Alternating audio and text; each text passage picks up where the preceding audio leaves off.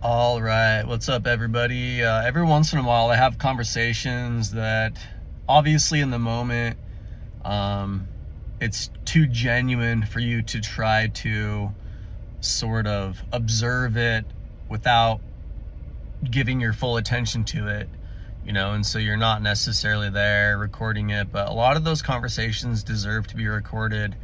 I feel like I'm apt enough at sort of recalling things that, most of the time when I have those genuine interactions, I can sort of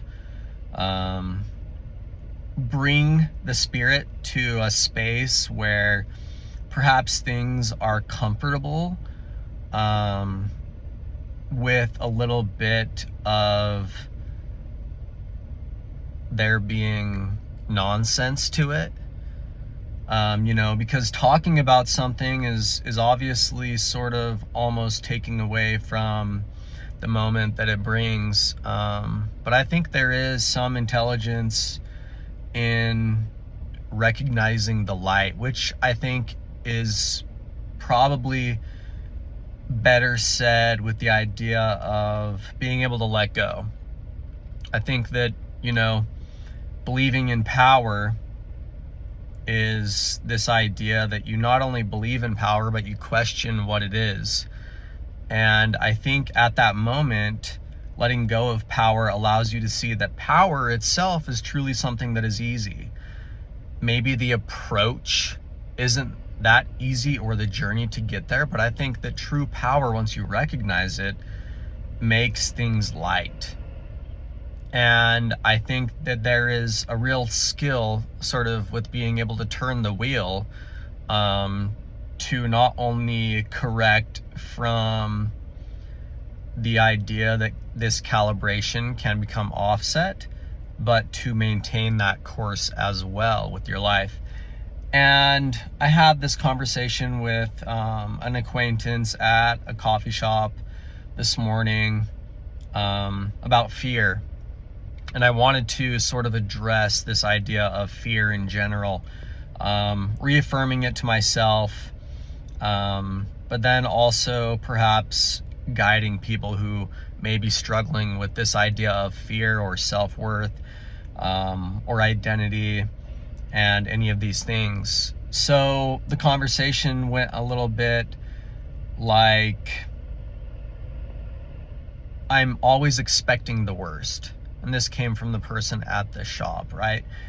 They always expected the worst. And this probably stemmed from, they thought, an experience they had as a child when the world seemed to be a pretty harsh and critical place, as it does for a lot of individuals.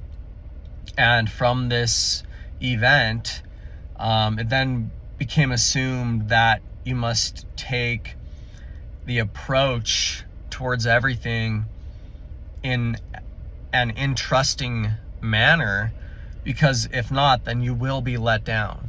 You will be taken advantage of. You will be hurt. And I really do get that idea. I get that approach. And I feel like I understand it. I think, though, that fear can be something that is used towards your advantage. I think that the idea of fear all just stems back to the idea of following. It's an idea of respect. It's an idea of looking up to something. It's this idea that the reason that you're afraid of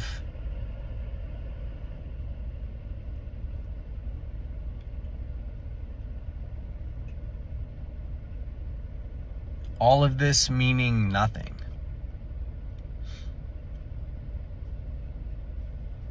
You're afraid of being let down. But again, I think that that's sort of the simple idea of it. But the approach to recognize the realness of fear, I think, is better said as it being a following.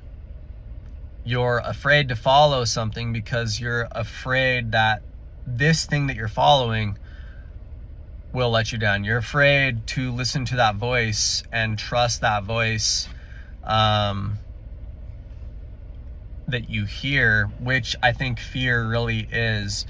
And I think that the smartest thing that you can do if you are recognizing a lot of fear in your life is to then get to the place where you recognize your own voice. I think if you get to the point where you are able to bring things to a space where you feel like you can actually observe things, then perhaps you can recognize the light in all things, and then perhaps you can recognize the light in yourself. And then I feel as though you won't be so afraid if things are meaningless, if this voice goes away, because you recognize that simply being is the most that anything can be. And the moment that you recognize yourself, you recognize that you are, and you recognize that all things are taken care of. And I think that this can be something that is practiced and worked, right? It's practiced and worked, and then you can sort of twist that whole idea that what is fear? Fear is just the idea that you're following something, but you're afraid to follow something because you're afraid that in the end it'll be just like everything else. It'll mean nothing. But then again, the twist with that, you turn fear into a following, because everybody's really just afraid of following something. They really are. That's all fear really is. Fear is just afraid of listening. You're just afraid to listen because you think that words don't matter. You think that, and you got to make it simple. You got to make it small. You got to make it something that basically anything can express. Anything can be afraid of this, because it's nothing. And right there you can sort of see it switch over to the other side, right? And then you can sort of say, well, what more do I have to do than be? And then I think you can sort of manage fear more, because then you understand the ability to let go of these things and find these things and twist those ideas more and more and more. And the more that you twist those ideas, but you do it in a clear way, like a braid, as I have basically done here right before you with my tongue, I think that the stronger that it gets, the stronger and stronger and stronger that it gets. And you can see all those points with my words where all of a sudden the sides just changed, right? It's like the needle or the level, the bubble and the level, right? It's your altimeter. It's showing you, a decent height. Your levelness is level, and you have this direction as well with things. And then you can realize and recognize the ability to switch between these things. And I understand that coming to these realizations is going to be different for everybody in their specific life, and obviously, even if I had all the answers, then of course perhaps maybe I would just be, and I would just let it go, right? And I'm even here trying to talk about it, even though it is kind of like the smallest way to acknowledge something. Again, I think it is the greatest fear, because words are very close to nothing. They're very close to being meaningless. And again, that's why it's so hard to listen. That's why it's so hard to follow. But you can train yourself to recognize yourself in words, yourself in language, and to understand what that voice is and who that voice is. Again, what is power? Maybe you're just, at that point in time, you're connecting with power. And you're actually getting to the place where you're wondering what you are. And then all of a sudden we switch power to you. And the more power that you feel, the better that you're going to feel, the better your self-confidence is going to be. You're not going to feel afraid of things. You're not going to feel like you're in danger.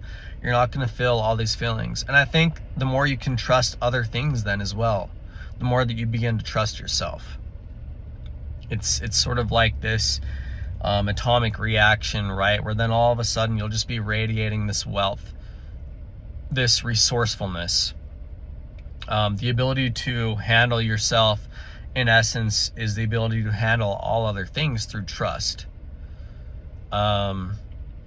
Believing in intelligence, believing in souls, believing in perfection even. And the idea that things know that they're just in an experience.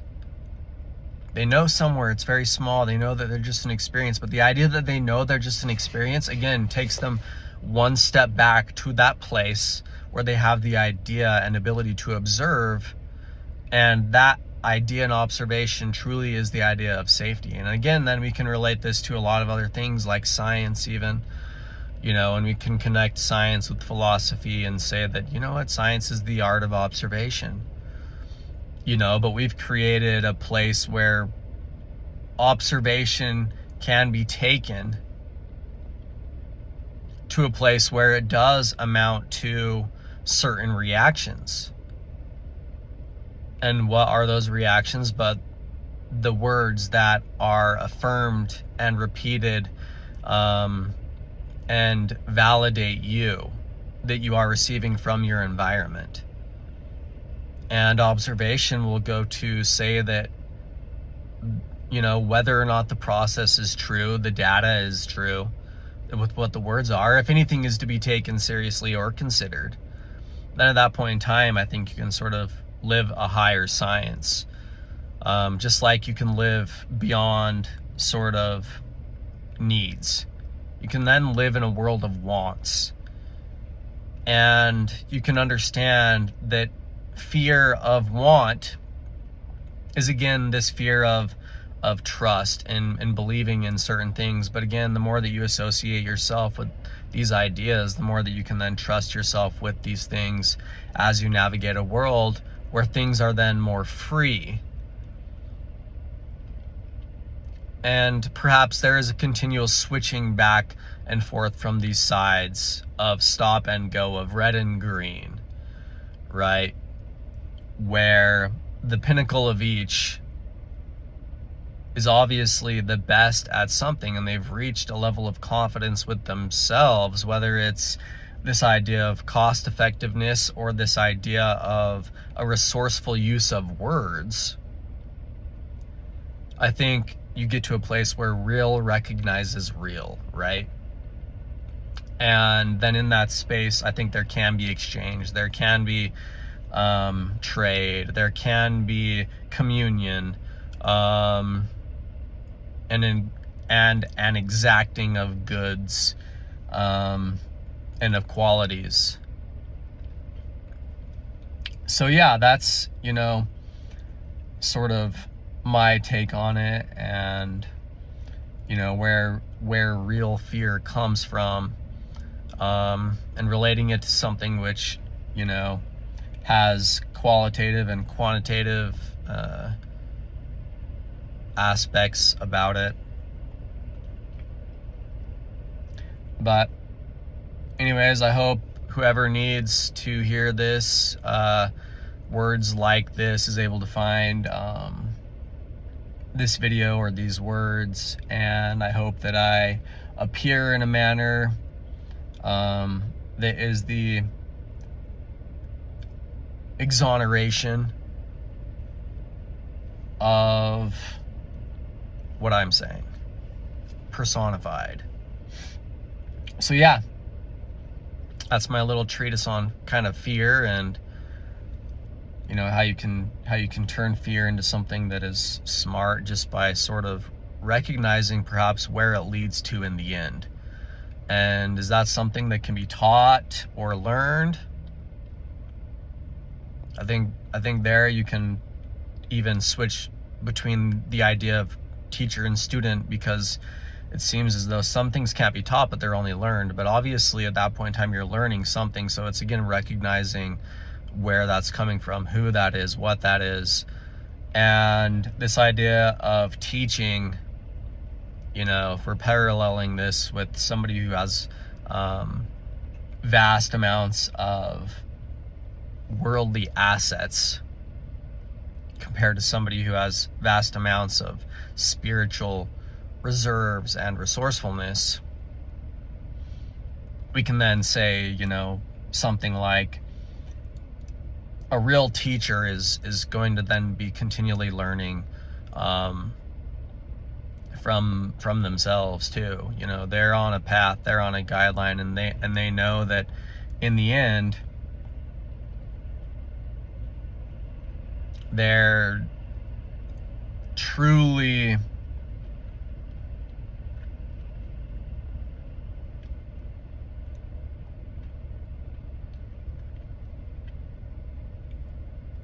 something that can make decisions, something that's creative,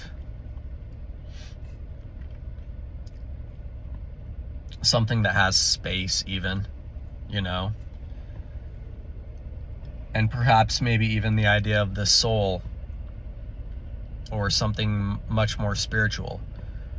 I think then you can only become better versions of all these things. So yeah, that's sort of my take from this morning. But recognize the points where I sort of raised my fingers, because that's exactly when you could recognize switches with all the main attributes, or the main words of this sort of idea. It's sort of like me recognizing the moment that there's a split right there, and which end are you going to chase? You have a choice. So yeah. And then you can continually sit there and weave, whatever you want to weave, by recognizing those points and going back to the moment when I said the most important words, or the most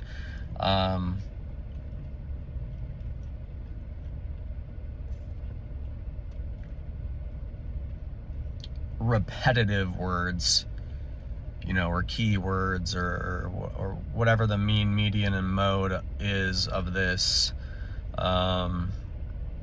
conversation right here. So yeah, you can then sort of weave it into whatever you want, you know what I mean? That's the moment when a braid becomes more of a weave, is when you actually can just keep going back and drawing upon more and more and more, and recognizing that, looking at how the middle relates to the end, and how the end relates to the beginning, and perhaps finding one more thing out about that you really do have choice in the beginning even, which I think then allows you to be something more at the end too.